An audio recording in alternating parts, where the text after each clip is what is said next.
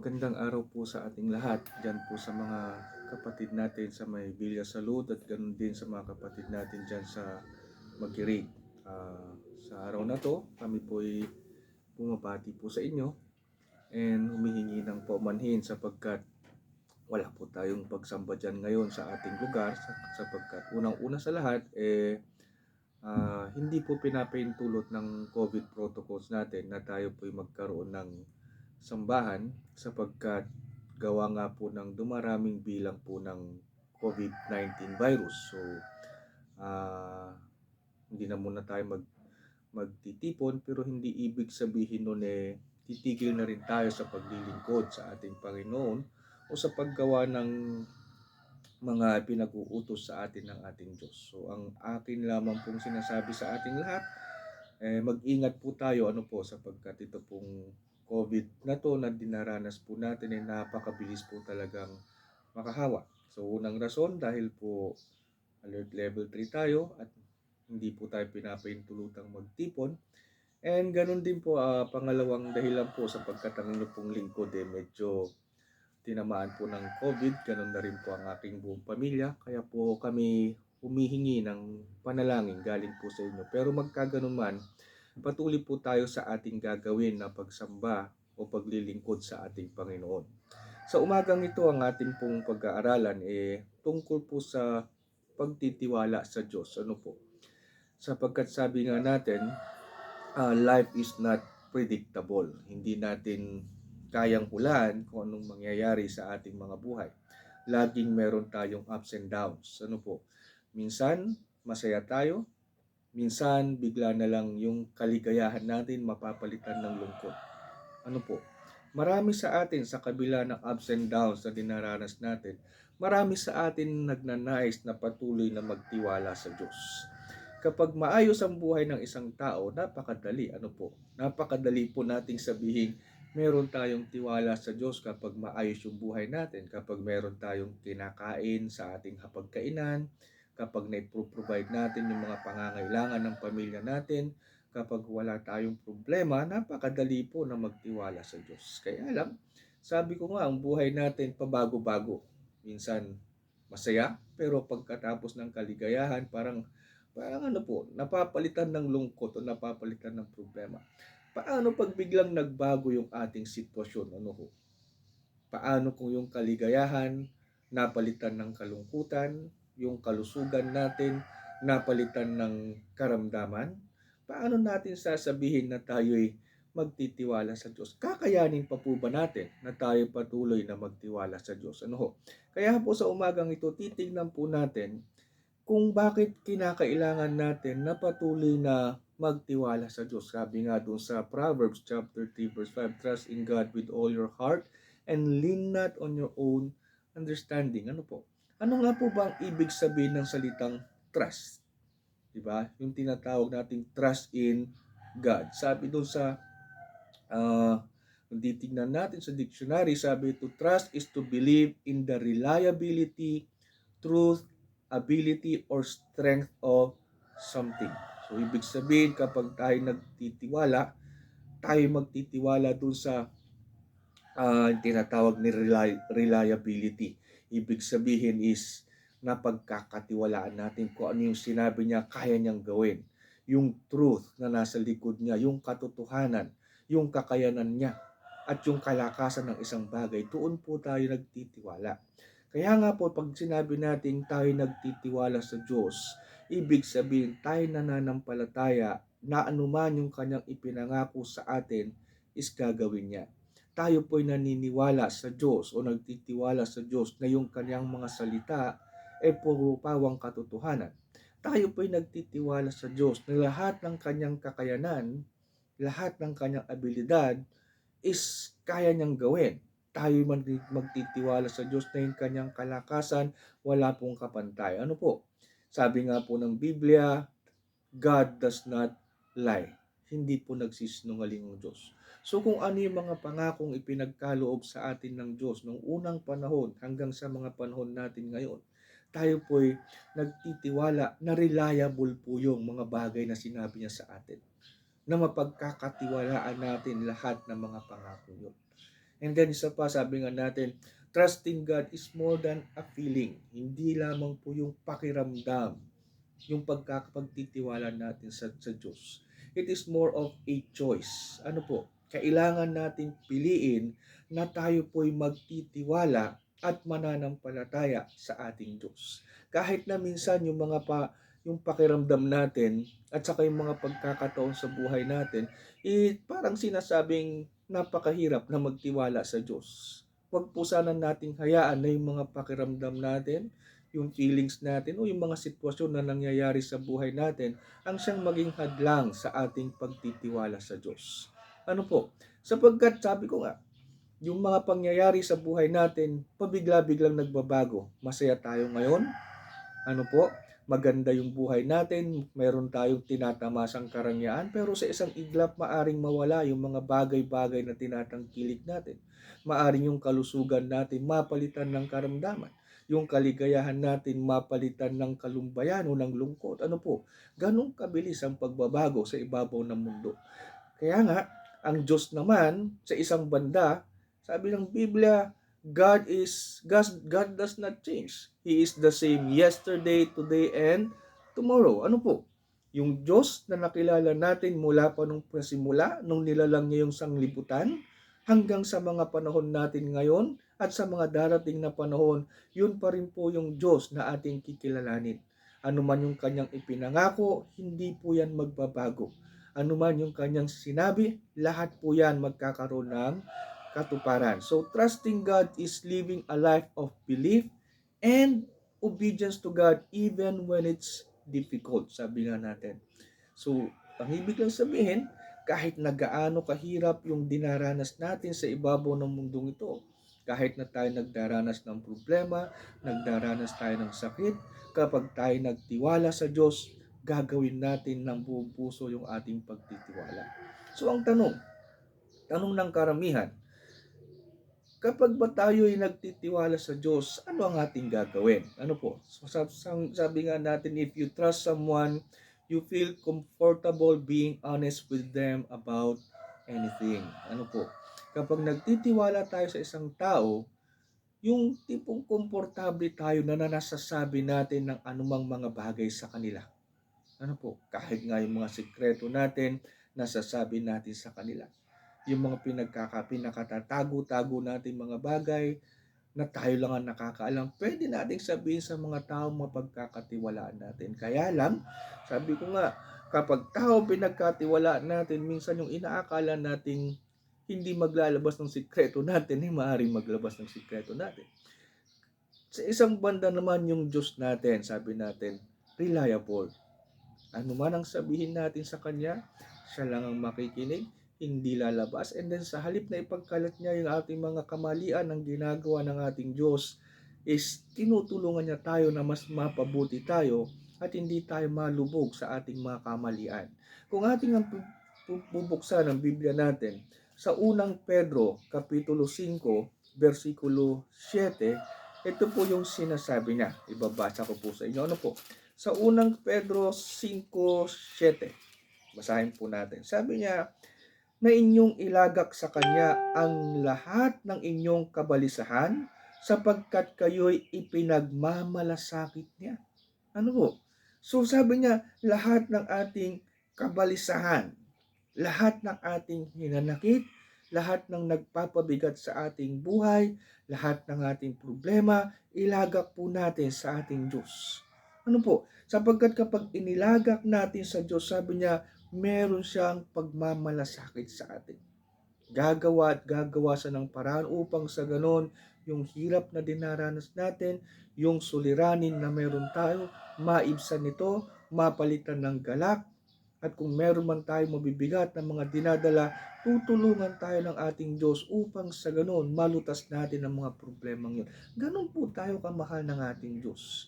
Ganon po yung ating Diyos na dapat nating pagkatiwalaan. Sa Psalm naman po, Psalm chapter 56, verse 8. Tignan naman po natin kung anong binabanggit ng talata ro. Psalm chapter 56, verse 8, sabi niya po dito, versikulo 8, iyong isinasaysay ang aking mga paggagala, Ilagay mo ang aking mga luhas sa iyong botelya, wala ba sila sa inyong aklat? So sabi dito, nire-record niya tayo, tinitignan niya yung ating mga pagsasala, yung ating mga kalungkutan. Nakikita po ito ng Diyos. Yung sabi niya, yung ating mga luha, iniipon niya sa kanyang bote. Yun yung sinasabi rito sa Psalm chapter 56 verse 8. Meaning to say, hindi tayo pinapabayaan ng Diyos. God loves you. Ipinapakita niya yan. Ipinapakita natin yung ating pagtitiwala sa Kanya sa lahat ng mga pagkakataon ng ating buhay. Ano po? Sapagkat tayo tunay na iniibig ng Diyos, hindi tayo pinababayaan ng Diyos, kung kaya kailangan natin ipakita sa Kanya yung ating pagtitiwala.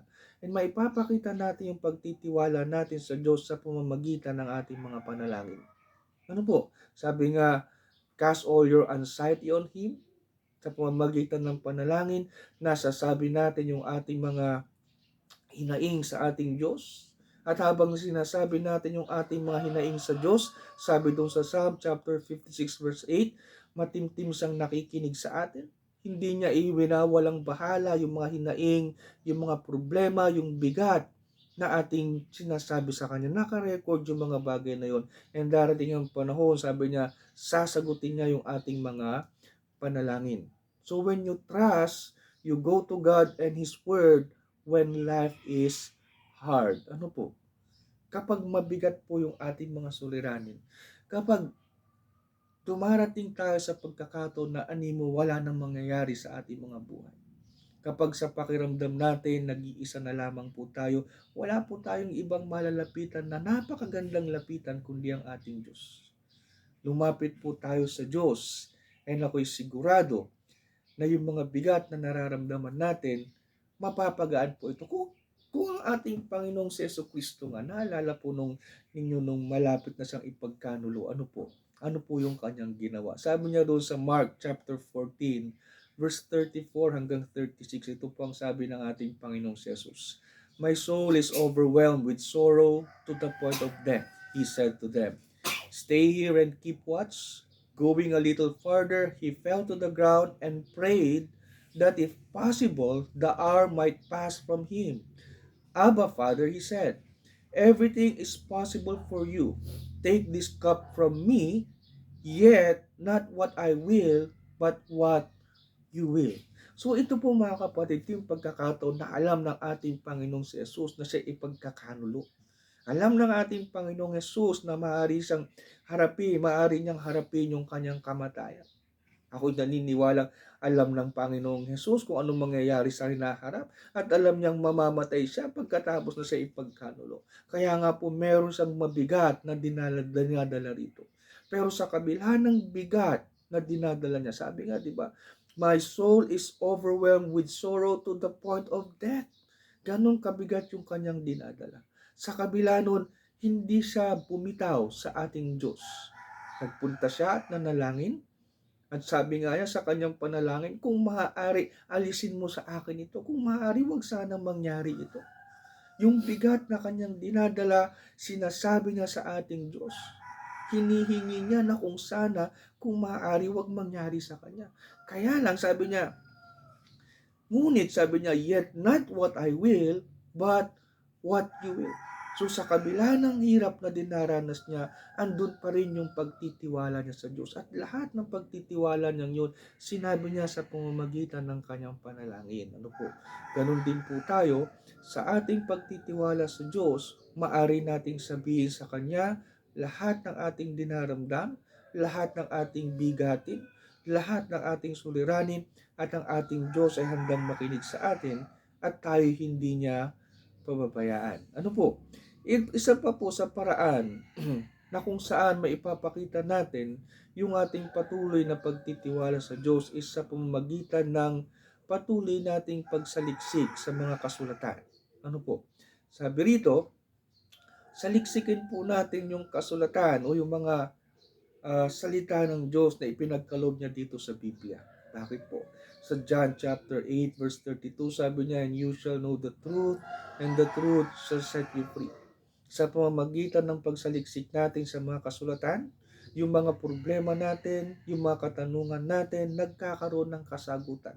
Sa pamamagitan ng pagsaliksik natin sa kasulatan, makikita natin yung mga unang tao nung unang panahon.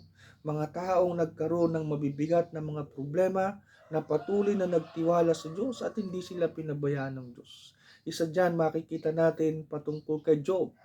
Si Job na lingkod ng Diyos, na lubos na nagtiwala sa Diyos. Sa isang banda, napakaganda ng kanyang buhay, marangya ang kanyang buhay, meron siyang mga anak at meron siyang mapagmahal na asawa. Pero dumating itong si Satanas, sinubok niya si Job, lahat ng kanyang ari-arian nawala sa kanya, lahat ng kanyang mga anak namatay, dumating sa pagkakataon na yung kanyang mga matalik na kaibigan, sinasabi na talikuran niya yung Diyos na kanyang pinaglilingkuran. Ultimo yung kanyang asawa, ang sabi ng kanyang asawa is talikuran niya yung Diyos na kanyang pinaglilingkuran. Pero hindi po ginawa ni Job, ano po? Hindi po tumalikod si Job sa ating Diyos. Siya po'y patuloy na nagtiwala sa Diyos, ipinakita niya na siya'y patuloy na susunod at gagawin niya ang kautusan at kagustuhan ng ating Diyos. And kung ipagpapatuloy nating babasahin at pag-aaralan yung libro ng Job, sa huling pagkakataon ng buhay ni Job, masasabi doon, sinasabi na nabindisyonan siya. Ano man ang kanyang pag-aaring nawala noon, na doble ba? Dumating yung panahon na naging napakarami muli yung kanyang mga tinatangkilik, yung kanyang mga anak, mga pinakamaganda sa lahat ng tao sa kanilang lugar. Ibig sabihin, kung tayo rin ay patuloy na magtitiwala sa Diyos sa kabila ng mga paghihirap na ating dinaranas, hindi po tayo pababayaan ng Diyos. Darating at darating ang panahon na kung saan tatanggap natin yung mga rewards na ipagkakalob sa atin ng Diyos. Yan ay kung patuloy lamang po tayo na magtitiwala sa Diyos. Hindi lamang po sa patuloy na pagsasaliksik ng salita ng Diyos na may papakita natin ang ating pagtitiwala, kundi sa pamamagitan ng pagbibigay natin ng oras sa ating Diyos, maipapakita natin yung ating pagtitiwala sa Kanya.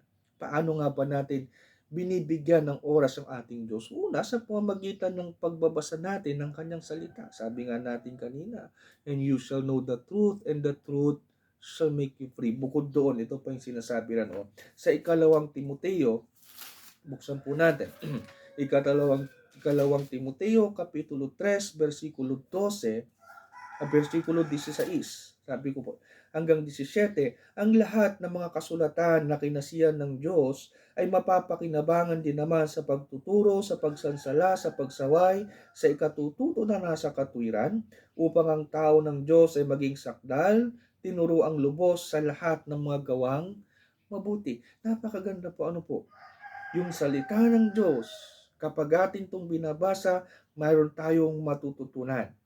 Matututunan natin ang kapakinabangan patungkol sa pagtuturo, sa pagsansala, sa pagsaway, sa ikatututunan sa katwiran. Sa verse 77, that the man of God may be perfect, thoroughly furnished unto all good works. Ano po?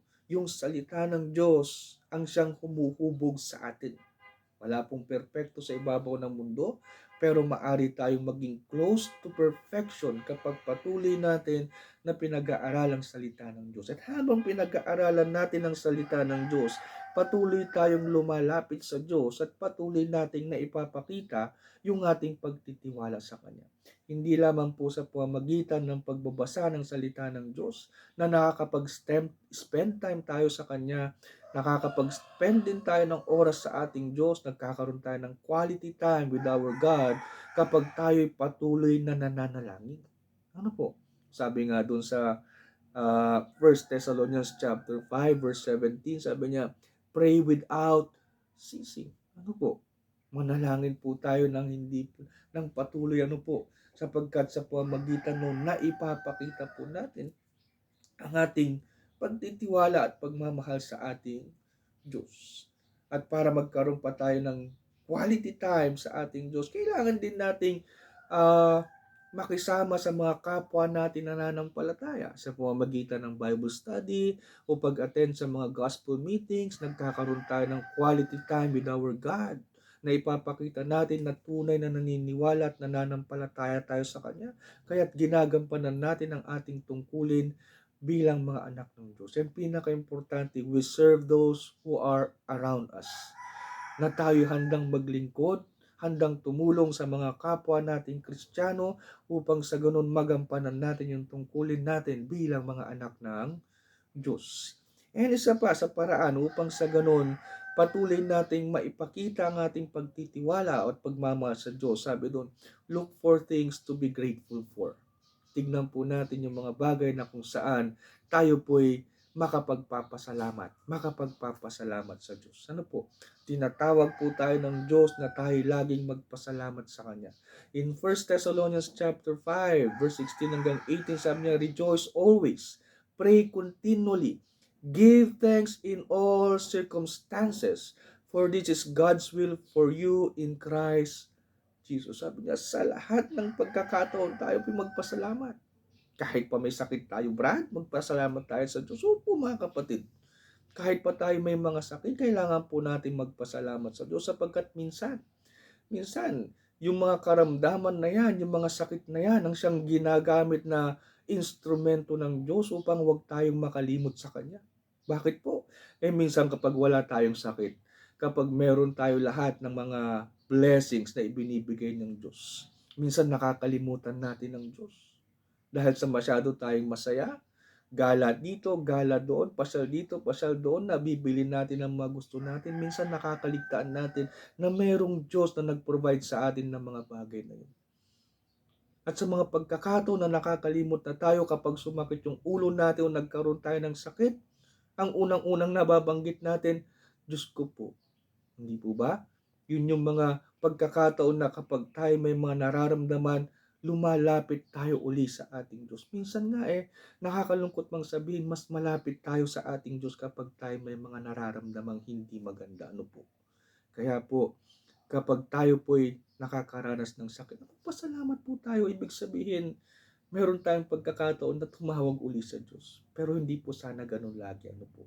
Sana po, sabi roon, sa lahat ng pagkakataon, magpasalamat po tayo sa Diyos. May sakit man tayo, wala man tayong sakit. Lalo na po kapag meron tayong mga blessings na natatanggap, ipagpasalamat po natin ito sa Diyos. Dahil hindi po natin makakamit yung mga blessings na yan kung hindi po ipagkakaloob ng ating Diyos sa atin.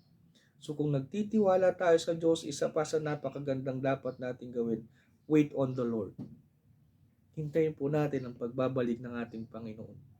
Manatili po tayong tapat sa paglilingkod sa Kanya. Sabi roon, huling versikulo na babasahin natin, sa Isaiah chapter 40 verse 31.